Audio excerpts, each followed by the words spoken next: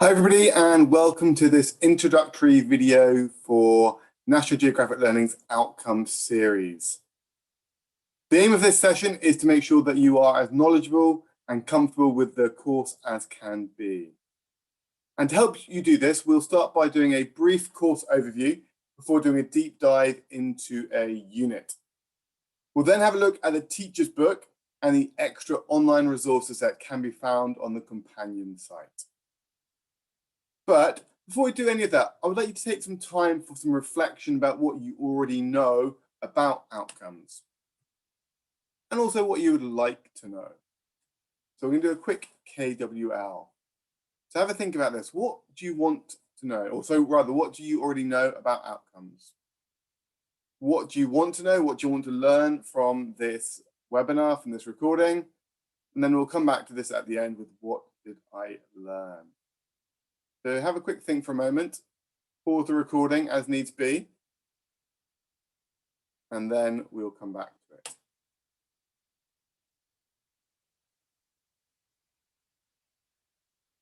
Okay, so what is Outcomes? Well, Outcomes is a 6-level general English course from beginner level to advanced, which is consistently focused on helping students achieve the real world communicative outcomes that they want and need. So it is a really communicative course as a whole. It's also a lexically rich course, which emphasizes students' need to have the conversations in English that they would want to have in their own language. And as such, there's a really strong emphasis on real and natural English usage, so that students can develop the English language skills necessary for the real world. The course contains contemporary and global content, reflecting English as it is used in the real world. And that's really visible through the text, the National Geographic photos, and the videos. But there are 3 driving forces behind the course that I want to touch on very briefly. So this is what Outcomes is all about. What informs it? Well, like I said, there are 3 underlying CEFR statements that the authors adhered to when developing the course. So first of all, the CFR states that language learning and teaching goals should be to deal with the business of everyday life in another country. And certainly this is really evident when opening Outcomes and looking through the pages, and it does this really effectively. Indeed, the feedback we get about the course is that it works really well in those environments where students are able to use English actively outside of the classroom.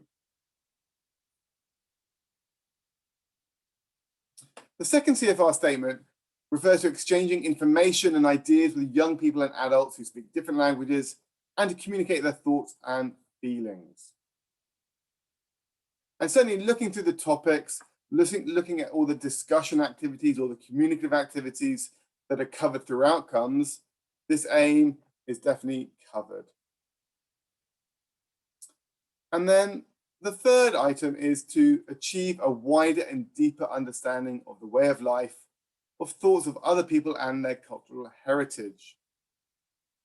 And again, throughout Outcomes, there's a wide range of articles, videos, and photos taken from all around the world, ensuring that students are being exposed to different people, different cultures, different places, and thus developing a more global perspective on things.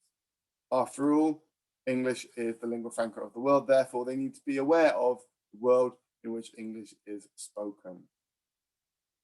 And this really feeds into the main messaging of Outcomes.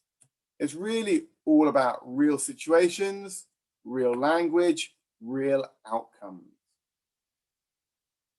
But I guess the big question really is, how does the course achieve this?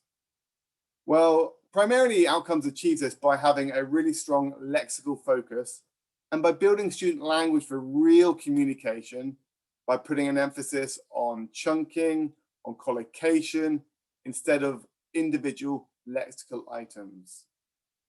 Of course, grammar has a role to play in this all as well, and there is a clear, evenly paced grammar syllabus. But really, the focus is on that lexis that facilitates conversations, discussions, and real life interaction. So just to give you some examples of that taken from different levels. Here, this is a lesson all about word partnerships, for example, different collocations. Here, it's all about presenting language within context as parts of longer chunks of text, and again, common collocations. Even with listening tasks like this one, there's that focus on chunks of text and semi-fixed and fixed expressions that teachers or students can just take and use. And that is also then recycled throughout the review units as well. And there's a really nice quote from an author called Morgan Lewis and a book called Teaching Collocation, I think really explains why this is so important. And he says that most students would improve dramatically if they spent less time trying to perfect their grammar and learn new rare words, and instead simply learn to use the words they already know and a large number of collocations of which these are part. And as we all see as we go through this training, this is something that Outcomes is continually doing at all levels in a number of different ways, through the vocabulary, through the grammar even. It's developing that knowledge to have effective conversations. Okay, so let's have a look at the nuts and bolts here very quickly. So each level has 16 units, apart from the beginner level, which is 12 units. And these units, they cover a wide range of familiar looking topics. For example, we can see here, houses, going out, the natural world, journeys, technology, injuries, illness, etc. But what I would say is that these common themes are taken from a slightly off-center angle, a more international, more global angle, different perspectives. It's not just going through the motions as other courses do. And by doing this, it creates more engagement for our learners, showing them something new or something with which they're familiar from new and different angles. A question we often get asked is, why are there 16 units? The real answer to this is that it helps to avoid topic fatigue. If you've only got 10 units or 12 units within a course book, it means you're doing a certain topic theme for a significant amount of time. So by having 16 units, it ensures that they are shorter and you can cover more themes, more topics within the course, and that students don't get bored of doing the same topic for a number of weeks. Okay. Let's have a look at an actual unit in more depth.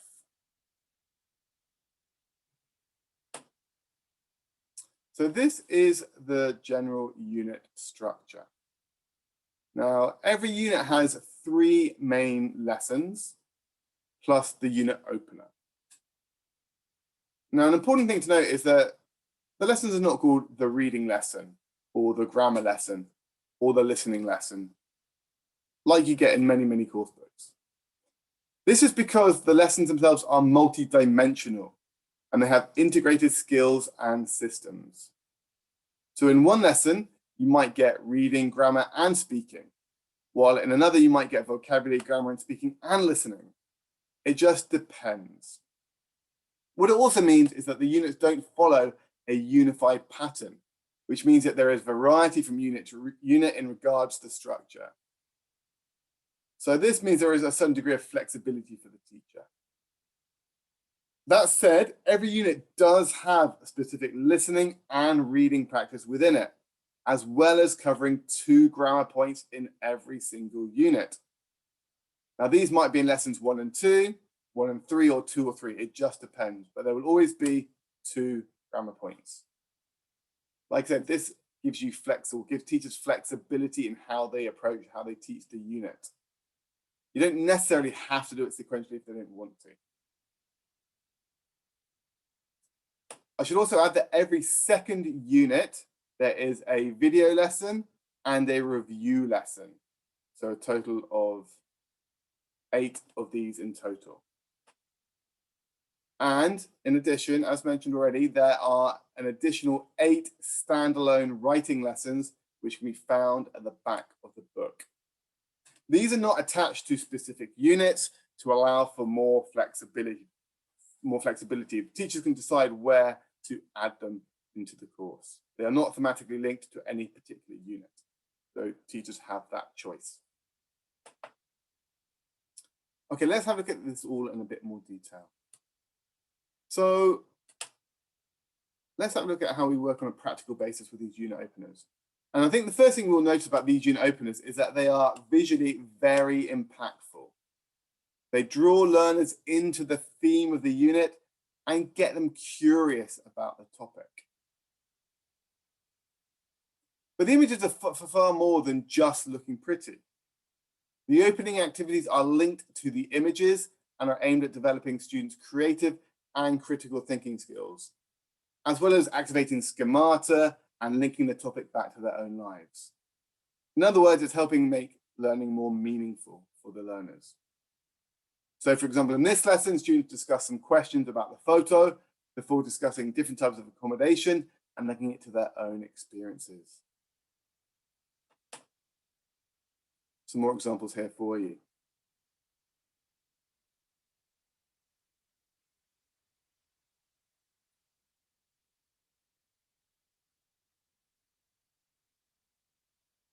In this one, again, students discuss the photo using the prompts before discussing work and office roles in more detail, along with a little bit of vocabulary input. It's all about preparing the students, drawing them in, getting them engaged and motivated for the lessons to come. The unit opener also signals the outcomes of the unit. And notice how there is no mention of grammar here. It's all about the communicative outcomes of the unit. And I think this is important, as language learning should be about what you can do with the language, not necessarily the language itself. So in this unit, students will learn how to talk about exhibitions, films and theatre, to discuss nights out, to describe different kinds of events, to talk about plans that fail to happen and explain why. It is that communicative goal which is really important.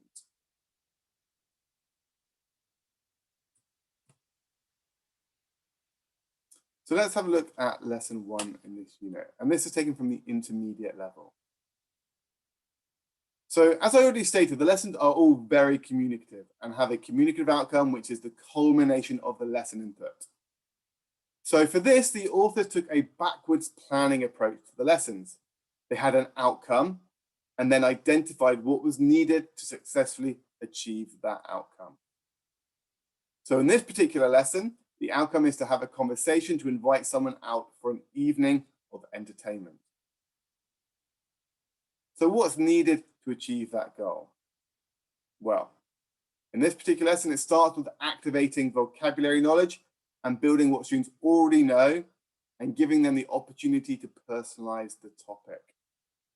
There are lots of vocabulary input, but also those communicative activities as well.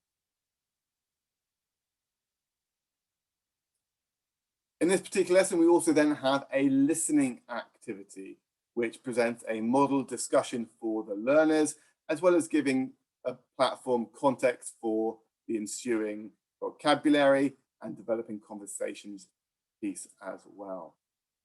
Now, the developing conversation boxes are a unique feature of outcomes, and they cover the ground that isn't really covered by a grammar lesson or necessarily by a vocabulary lesson.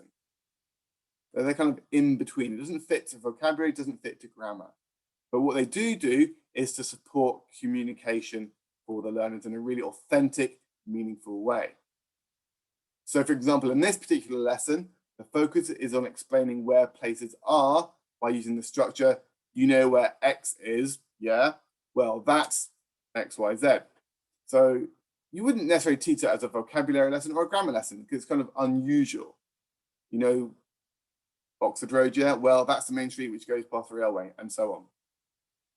But it's really natural.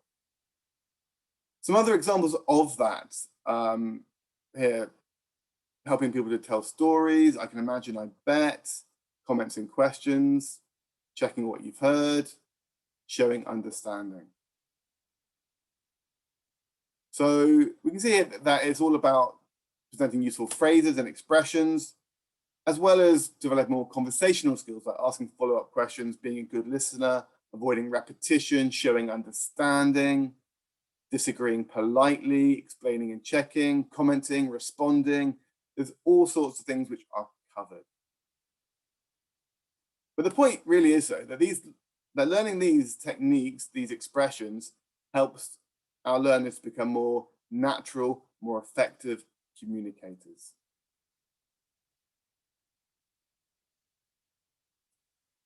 Pronunciation is also integrated where appropriate for the lessons. So in this particular one, there is a focus on intonation, use of pauses, but other things that include lots of work on intonation. And it's this focus on natural speech, which is done through noticing tasks. We can see here, listen again, notice the pauses. Practice saying the sentence in the same way. So it's noticing and then putting it into practice. Some more examples here for you. So again, work on intonation, on intrusive sounds, weak forms, word stress, but also linking as well. So from this perspective, we'd say it's a fully loaded pronunciation syllabus focusing on that natural speech. There is some focus on specific phonemes, as you can see in the bottom one there. On the listen again to the faster version, notice the weak forms of the auxiliaries was, were, and had, or hood. But there's more of a focus on particular phonemes at the lower levels, okay? So at the lower levels, we have the sounds and vocabulary review sections, which does focus on specific phonemes with target vocabulary from the unit. So we can see here examples of a and r and I, w and g, t and d, s and sh as well. So there is that focus as well. And I should also add that on the micro site, on the companion site, there are additional pronunciation worksheets to go alongside these, and we'll see those shortly.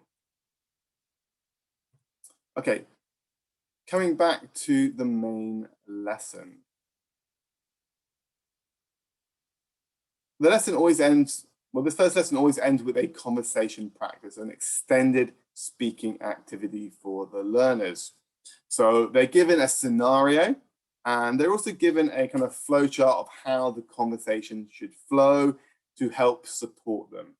Because I think very often students, you ask them to have a conversation and it's over all too soon without the necessary stages.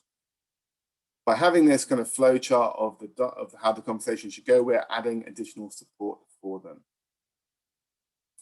It's also really worth pointing out that there is additional support for this conversation activity available on the companion site. So on the companion site there, and also within the classroom presentation tool, there is a video of 2 students doing the task. So it is a model task so that students can see exactly what is expected of them. This is then supported by additional worksheets which are downloadable from the companion site. So there's a focus on some comprehension. There's then role play of that conversation as well on the right-hand side. And there's a karaoke version as well on the recording. So there are 2 copies of the recording, one of the full conversation, and then there's a karaoke version with certain phrases, expressions missing out, which again recycle key phrases, key expressions that students can use in their own conversations. But again, it's all about that idea of modeling what is a natural conversation, as well as additional listening practice for the learners.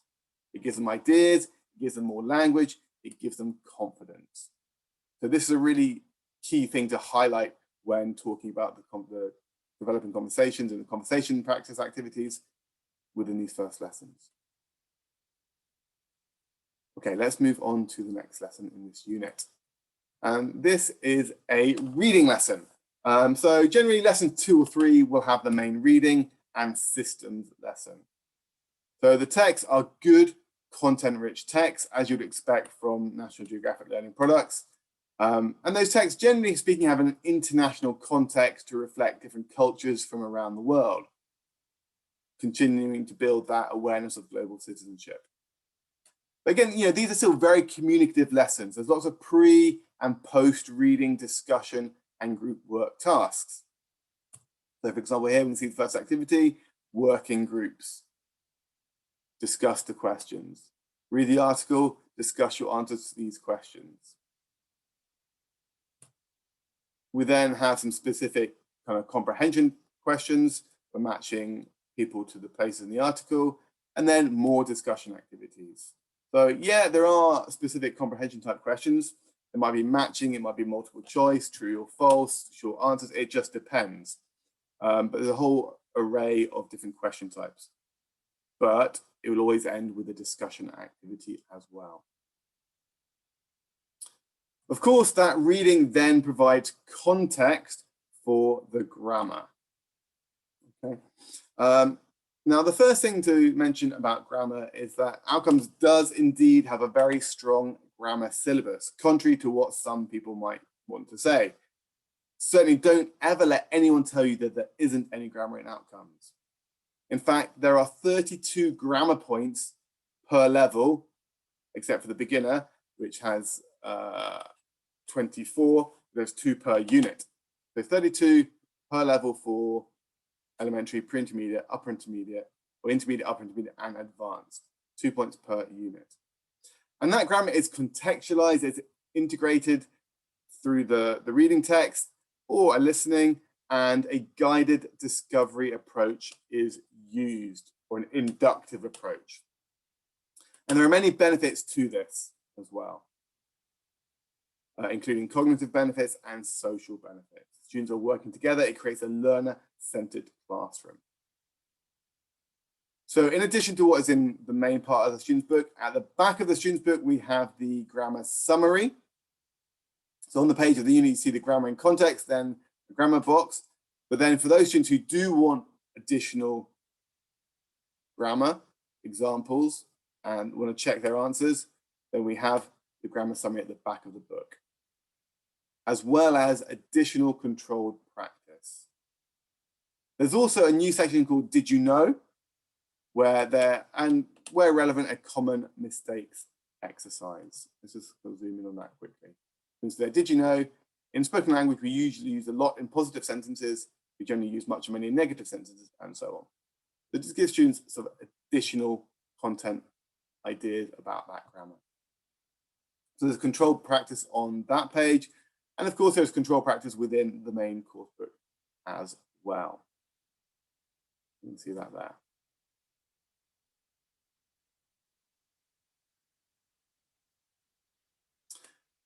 In addition, we also have the understanding vocabulary sections, which are scattered throughout the book.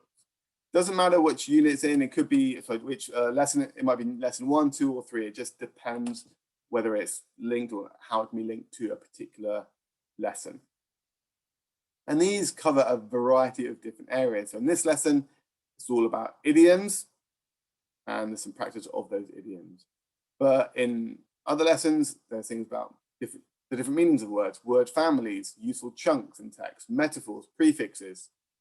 It just depends, but it just raises those students' awareness of how words work. Okay, lesson 3. It's very similar to lesson 2 in this respect, except it's not a reading. In this case, it's the main listening lesson and a further grammar lesson. Again, there is vocabulary input within context. Students are given an opportunity to use that grammar in context. We then have a listening activity. Now, the listenings have been carefully scripted by the authors to be as natural as possible. They are not trying to cram in as much grammar examples as possible. You know, there only may be 2 or 3 grammar examples of the forthcoming grammar point, because they want to keep that naturalness of the listening. Again, that provides context for the grammar, the second grammar point. So in this case, it's the future in the past. And again, there's controlled practice on the page. There's more controlled practice in the back of the book, along with that more detailed grammar summary. And as is in keeping with all of Outcomes, there is, of course, more communicative practice. So these lessons always end with either a pair work discussion or a group work discussion, giving them further practice in the theme, the vocabulary, and the grammar that has been covered within the unit as a whole. So that's the main content of each individual unit. But remember, we also have the video lessons and the review lessons every second unit. So the videos are high-level National Geographic content throughout international context. And as with the readings, they reflect different cultures from around the world. And these lessons follow a very simple before, after, and during, but before, during, and after methodology, right? So we can see here, look at the photo, discuss the questions, watch the video, comprehension questions, and then there is a discussion activity as well. One of the key features of this particular lesson is the understanding fast speech section, which essentially is helping students to develop their listening skills to native speakers who tend to talk a bit faster, but also gives them that opportunity to practice their own fluency as well. In this case, it's looking at pauses and stressed sound. This makes them more aware. So it helps their listening, it helps their speaking fluency. Alongside those video lessons, we then have the review lessons. And these review lessons, they focus specifically on grammar and vocabulary. And it should be noted that these lessons incorporate elements of exam preparation into the materials. The reason for this, it helps them become more familiar with the types of question and tasks that they could come across in actual exams, which can also be aspirational for students and certainly can add motivation. So it depends on the individual students. So here we can see we have an open close. Here it is a sentence transformation using a keyword. And here this is a word building type activity. All common, in this case, common Cambridge first exam type questions. And of course, there is additional work, additional review of the collocations, the word partnerships that have been focused on in the unit. So that's the main course book as a whole. But remember, at the back of the course book, we also have the 8 writing lessons. So these are full lessons. They are practical exam type writings. So we get things like opinion-led essays, emails, stories, articles, and so on. So it's very practical for the students. And it should be noted that these are not just writing lessons. They are multifaceted, multidimensional. They have speaking, they have vocabulary, they sometimes even have grammar too. So it's a really nice integrated approach to the writing lessons. So here we can see there's speaking, there's keywords for writing, additional vocabulary. Same for this one, speaking, keywords for writing, vocabulary. And like I say, these lessons, they're not explicitly linked to any specific unit. You can drop them in where you want to. My general advice for these writing lessons would be to have them with the odd units, so that the even units, you've got the video and the review, and the odd units, you have the writing. But it could come after lesson 1, lesson 2, or lesson 3. It gives students or gives teachers that flexibility, and that's something really worth stressing to them. Okay, so that's the student's book as a whole. Let's have a quick look at what is available for the teachers. So the teacher's book is really supportive for all kinds of teachers, no matter what their experience is.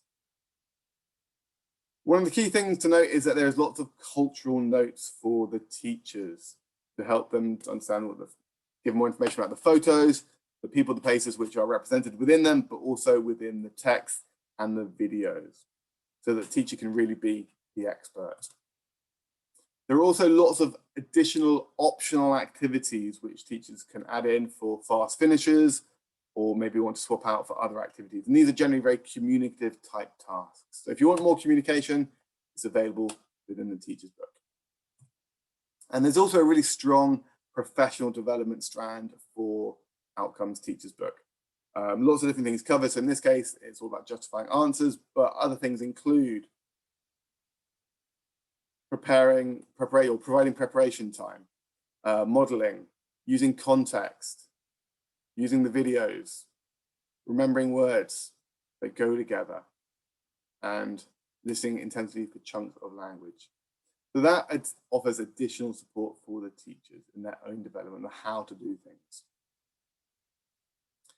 Also within the teacher's book, at the back of the teacher's book, there are unit tests. So there's a unit test for every single unit. And again, these focus on grammar and vocabulary, more recycling of language. In addition to the unit test, there are also progress tests. These come after, well, there's 3 of these for each unit, for each level, units 1 to 6, then 7 to 12, and then 13 to 16 as well. And these progress tests are a bit more in depth. They cover the grammar and vocabulary, but also listening, speaking, reading, and writing. It's covering all of the skills and the systems. Also at the back of the book, you have the photocopyable activities for the learners as well to use in class. And there's one of these for every unit. And these really focus on the communicative side of things. But that is not all that is available for teachers. There's also the companion site. There is a huge amount of additional content here for the teachers. The website is eltngl.com/outcomes. Teachers will need to register. There is a generic password, and this password can be found at the front of the teacher's book. Outcomes, C4, hashtag for your records. So what is there available for the teacher? Here is a list of everything. So we have CEFR correlations, pacing guides, the conversation practice worksheets that we saw earlier to go with that first lesson of each unit. There are unit quizzes, revision games, the act or draw game, pronunciation worksheets, dictation worksheets, language pattern worksheets, learner training worksheets. Plus, there are the editable Word documents for the readings, the audio, and the video, which gives teachers more flexibility on how they use them. They can create their own activities. And the unit tests and the mid and end of year tests are also available on the microsite. Let's just have a look at some of these so you can see what they look like. So here's an intermediate quiz, game, act or draw game, the dictation worksheets, the language patterns, learner training, in this case, making and using notes. There are lots of additional content there that teachers can bring into class.